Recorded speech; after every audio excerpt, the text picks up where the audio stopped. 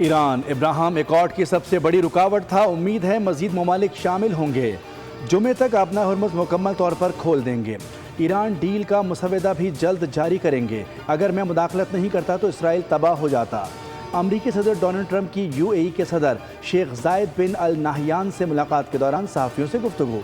कहा कि उम्मीद है ईरान के साथ मुआहदे का दूसरा मरहला भी जल्द मुकम्मल होगा। अमीर कतर तमीम बिन हमद अल सानी की अमरीकी सदर ट्रंप से मुलाकात। ईरान अमरीका मुआहदे पर तबादला ख्याल। सदर ट्रंप ने कहा कि कतर ने ईरान के साथ कशीदगी के खात्मे में मस्बत किरदार अदा किया। अमीर कतर ने कहा कि अहम तनाज़े के खात्मे पर सदर ट्रंप के शुक्रगुजार हैं।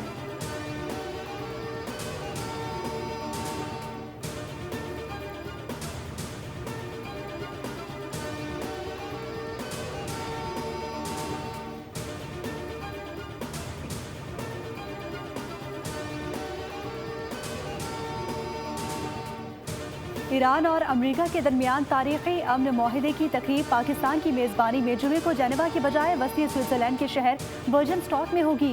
स्विस तर्जुमान दफ्तर खारजा ने तस्दीक कर दी। बताया कि पाकिस्तानी और कतरी सालिसों अमरीका और ईरान की तजवीज़ पर इस मकाम का इंतखाब किया गया है। ज़राए वज़ीर आज़म ऑफिस के मुताबिक तकरीब के लिए वज़ीर आज़म शहबाज शरीफ जुमेरात को रवाना होंगे। विफाकी वज़रा और नायब वज़ीर आज़म इसहाक डार भी वज़ीर आज़म के हमरा होंगे। ईरानी पार्लियामेंट के स्पीकर बाकर कालिबाफ ईरानी वफ़द की सरबराही करेंगे। ट्रंप ने तकरीब में शिरकत का इशारा दिया था, ताहम उन्होंने कहा कि JD वेंस तकरीब में शिरकत करेंगे।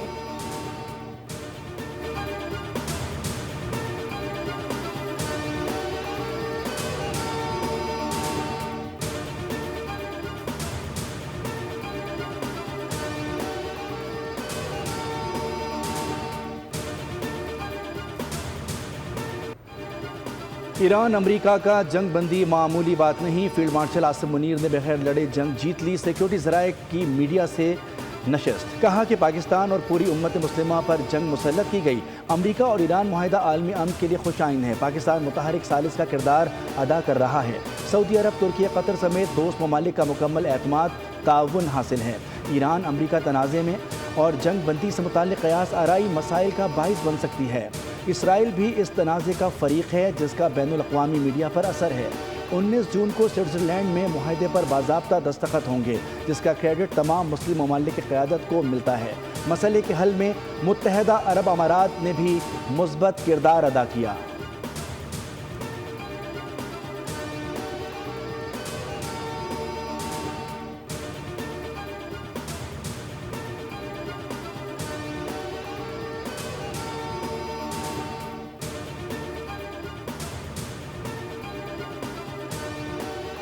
अमरीका के साथ मुआहदे के बाद पीर को ही जंग के खात्मे का ऐलान हो गया था। मुफाहमती याददाश्त जुमे को बाज़ाब्ता तौर पर नाफिजुल अमल हो जाएगी।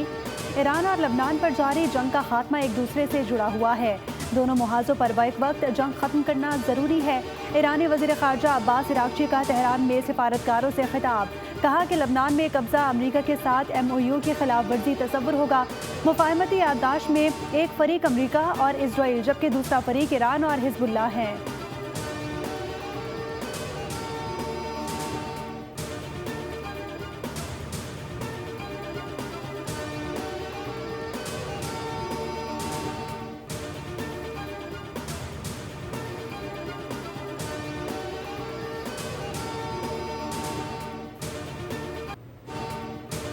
फ्रांस में G7 इजलास के दौरान फोटो सेशन के बाद अमरीकी सदर डोनाल्ड ट्रंप ने भारतीय वज़ीर आज़म नरेंद्र मोदी को बुरी तरह नज़रअंदाज कर दिया। फोटो सेशन के मौके पर ट्रंप ने मोदी से हाथ मिलाना भी गवारा ना किया, जिस पर खिफ़्फ़त मिटाने के लिए मोदी ने बाद में खुद जाकर ट्रंप से मुसाफा किया।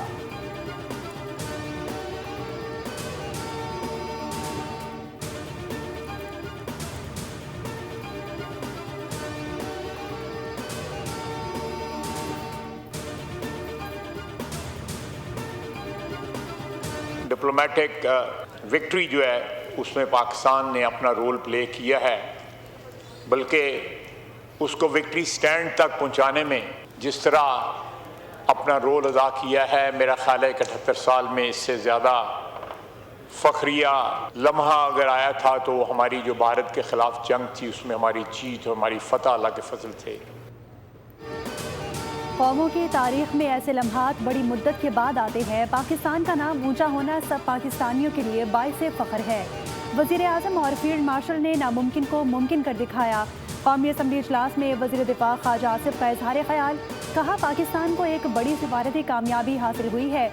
ईरान अमरीका माहिदे से पाकिस्तान के वक़ार में मज़ीद इजाफा हुआ। मार्का हक में भी पाकिस्तान ने शानदार फतह हासिल की।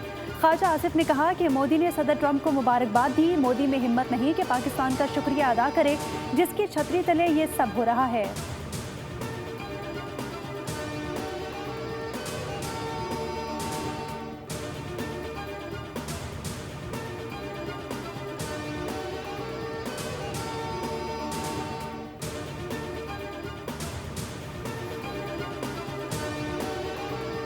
आलमी मार्केट में खाम तेल की कीमतें ज़मी बोस। लंदन बेंचमार्क ब्रेंट क्रूड $80.65 फ़ी बैरल।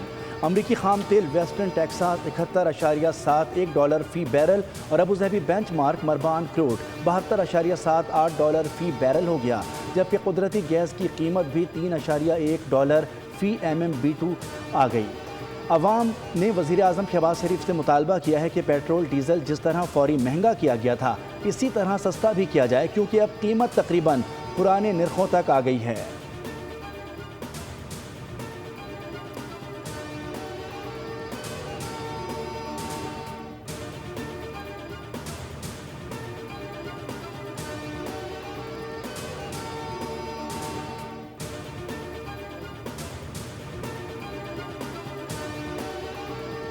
साल 2026-27 के लिए मजमूई बजट का हुजम 5,903 अरब 46 करोड़ रुपए तजवीज़ किया जा रहा है।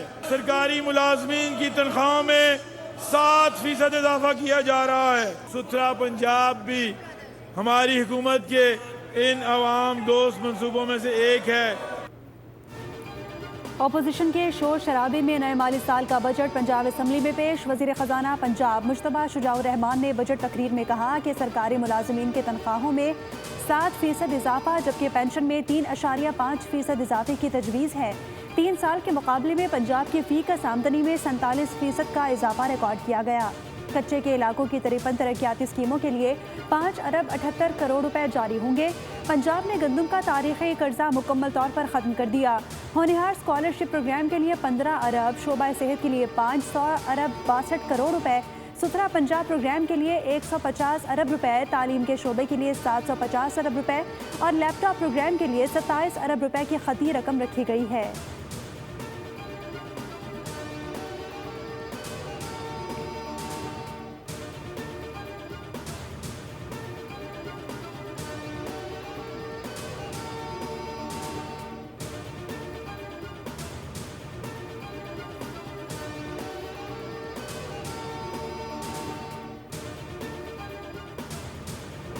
पाकिस्तान पीपल्स पार्टी के बजट पर तहफ़्फ़ुज़ात। नायब वज़ीर आज़म इसहाक़ डार की सरबराही में हुकूमती वफ़द की PP वफ़द से मुलाकात। पीपल्स पार्टी का कहना है कि हुकूमत ने इन्हीं बड़ी स्कीमों पर एतमाद में नहीं लिया। बजट से कबल फंड्स की शदीद किल्लत ज़ाहिर की गई थी। ज़राए के मुताबिक बजट में स्पेशल पैकेज की मद में 549 अरब रुपए, मुतफ़र्रिक़ ग्रांट्स में 149.5 अरब और वज़ीर आज़म अपना घर स्कीम के लिए 71 अरब रुपए रखे गए हैं। पीपल्स पार्टी हुकूमत को अपने तहफ़्फ़ुज़ात से आगाह कर चुकी है और हुकूमत हर मुमकिन एतराज़ात दूर करने की यकीन दहानी करा रही है।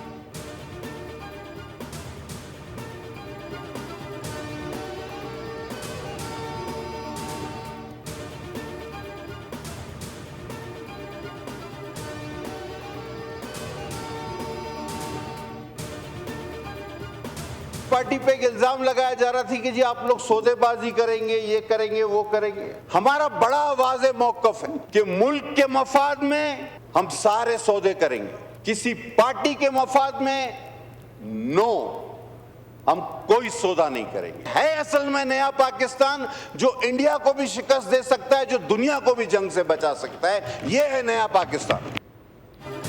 पीपल्स पार्टी मुल्क के मफाद में तमाम सौदे करेगी, किसी जमात के मफाद में नहीं। बजट के दौरान कुछ मौका परस्तों ने फ़ायदा उठाने की कोशिश की। कौमी असम्बली इजलास में रहनुमा पीपल्स पार्टी अब्दुल कादिर पटेल का इज़हार ख्याल, कहा कि PTI दौर में अपोजिशन अरकान को ज़्यादा बोलने नहीं दिया जाता था। आलमी सतह पर क़याम अमन के लिए जिसने किरदार अदा किया उसे सराहना होगा। फील्ड मार्शल आसिम मुनीर को इस फिल्म का हीरो तस्लीम करना होगा।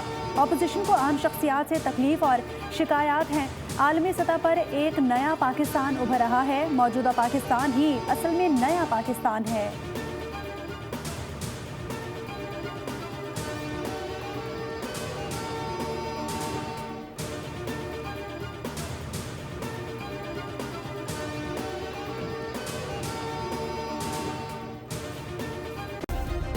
सब्सक्राइब करें और बेल दबाएं ताकि कोई खबर रह न जाए।